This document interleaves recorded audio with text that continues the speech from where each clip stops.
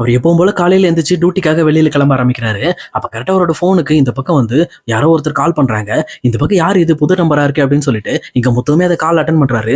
Attend பண்ண உடனே இந்த பக்கம் முத்துக்கிட்ட, "முத்து நான் தான் ஜீவா. அன்னைக்கு கூட நான் வெளிநாட்டுல இருந்து வந்திருந்தேன். ஞாபகம் இருக்கா?" அப்படின்னு சொல்லி கேட்கறாங்க. சொல்லுங்க மேடம். சொல்லுங்க, சொல்லுங்க. ஆமா, ஆமா. அன்னைக்கு கூட நீங்க அந்த ஸ்டேஷன் கூட முக்கியமான வேலையா போயிருந்தீங்கல்ல?" "ஆமா மேடம். சொல்லுங்க என்ன வேணும்?" அப்படின்னு சொல்லி கேட்கறாங்க. "ஒண்ணும் இல்ல முத்து. நான் இந்த மாதிரி இப்போ ஊருக்கு வந்துட்டு இருக்கேன்.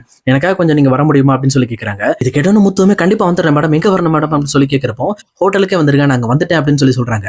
இது கேட்டோன்னா முத்துவுமே வேகமா கார் எடுத்துட்டு ஹோட்டலுக்கு போறாங்க.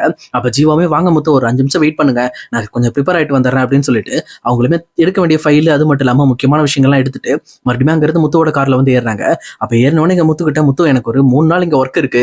அந்த 3 நாளைக்கு நீங்க ஃபுல்லாவே எனக்கு வந்து கொஞ்சம் டிரைவரா இருக்க முடியுமா? சொல்லப்போனா 3 நாள் வந்து கார் வாடகைக்கு தேவைப்படுது." அப்படின்னு சொல்லி சொல்றாங்க.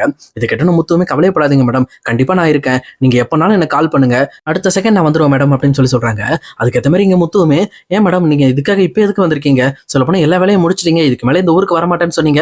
இதுக்காக மறுபடியும் வந்திருக்கீங்க?" அப்படின்னு சொல்லி கேட்கறாங்க. "அது ஒண்ணும் இல்ல முத்து. இந்த மாதிரி ஒரு முக்கியமான விஷயத்துல நான் பணம் ஒருத்தர்ட்ட குடுத்தேன்னு சொன்னேன்ல. அது சம்பந்தப்பட்ட விஷயத்த கொஞ்சம் டீல் பண்ண வேண்டியது இருக்கு. சொல்லப்போனா அவங்க என்னை ஏமாத்திட்டாங்க.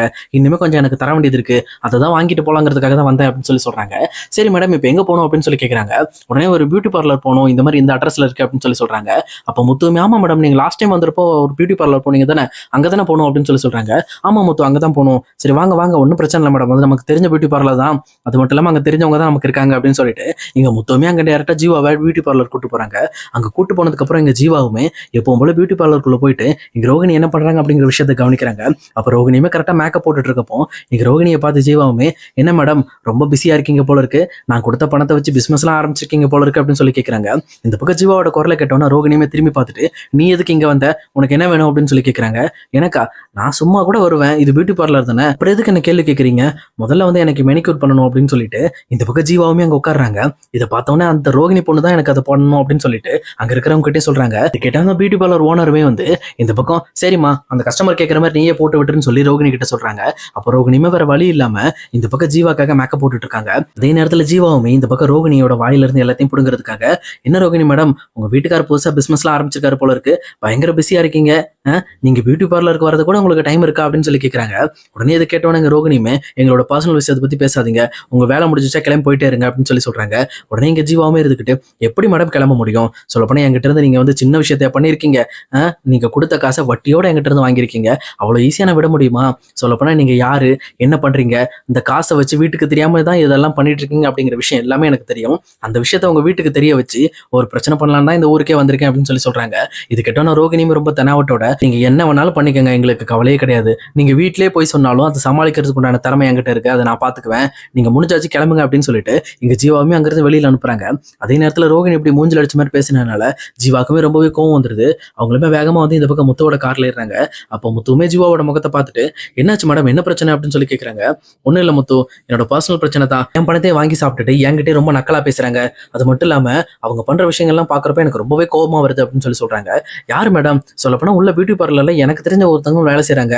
இந்த மாதிரி ரோகிணி இருக்காங்கல்ல, அவங்க வந்து என்னோட அண்ணனோட ஒய்ஃப் தான்." அப்படின்னு சொல்லி சொல்றாங்க. "ரோகிணியா? அப்போ உங்க அண்ணன் தான் மனோஜா?" அப்படின்னு சொல்லி கேட்கறாங்க. "ஆமாங்க, எங்க அண்ணன் தான் மனோஜ். ஏன் என்னாச்சு? மனோஜ் உங்களுக்கு தெரியுமா?" அப்படின்னு சொல்லி கேட்கிறப்போ, "இல்ல இல்ல, அவர் எனக்கு நல்லாவே தெரியும். அது மட்டும் இல்லாம உங்ககிட்ட ஒரு முக்கியமான விஷயத்த பேசணும். நீங்க முதல்ல வண்டியை ஹோட்டலுக்கு விடுங்க." அப்படின்னு சொல்லி சொல்றாங்க. இதுக்கு ஏத்த மாதிரி இங்க முத்துவுமே அந்த ஜீவாவை கூட்டிட்டு ஹோட்டலுக்கு போறாரு. அங்க போனதுக்கு அப்புறம் ஜீவாவுமே டைரக்டா இங்க முத்துக்கு ஒரு காஃபி வாங்கி கொடுத்துட்டு அவங்க கிட்ட நடந்த உண்மை எல்லாத்தையுமே சொல்ல ஆரம்பிக்கிறாங்க.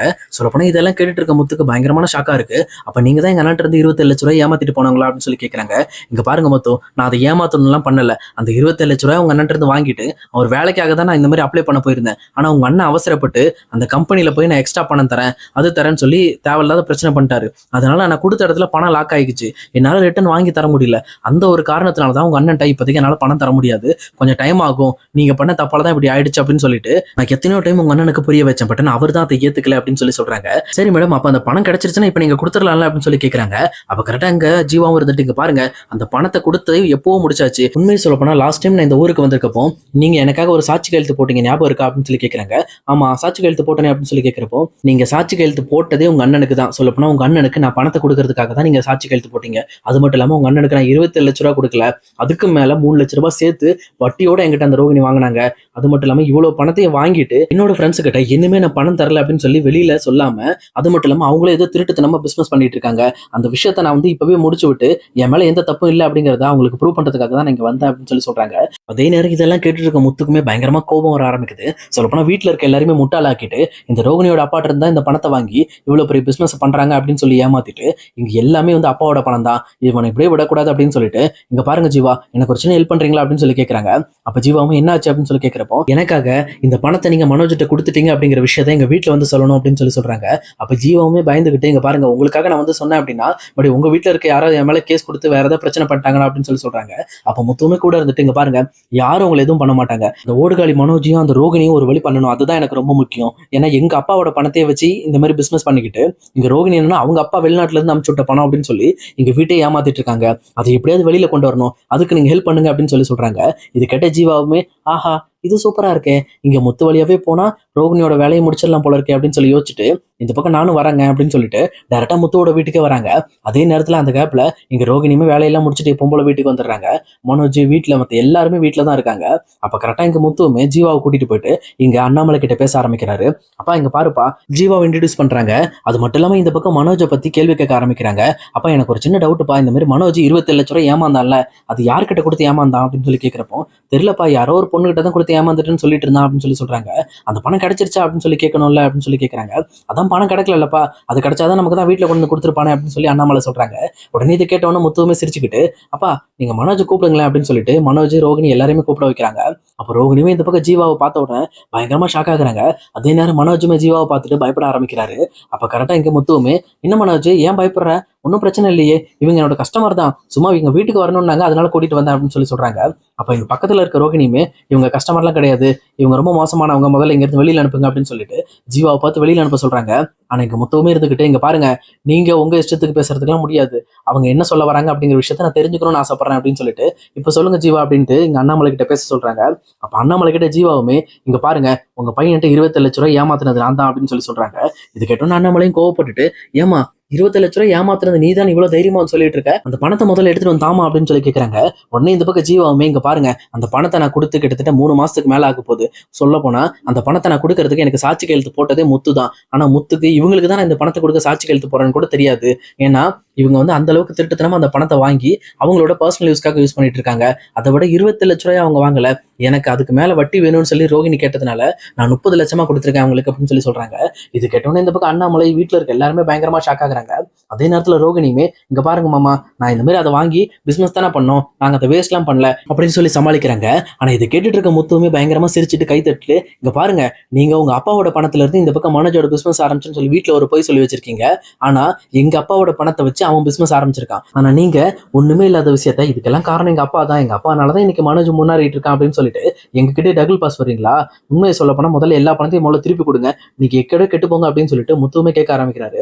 உடனே இங்க ரோகிணியுமே இருந்துகிட்டு, இங்க பாருங்க நாங்க ஒன்னும் உங்க பணத்தை தரமாட்டான்னு சொல்ல, தந்துடுறோம் மனோஜ், இப்ப கூட நம்ம பொருள் வித்ததுல ஒரு 10 லட்ச ரூபாய் லாபம் வந்துச்சுல்ல, அதை எடுத்து நீ முதல்ல முத்துக்கு கொடு, சொல்ல போனா இதுக்கு மேல நம்ம கொஞ்சம் கொஞ்சமா அந்த காசை கொடுத்து கழிச்சிருவோம் அப்படின்னு சொல்லி சொல்றாங்க.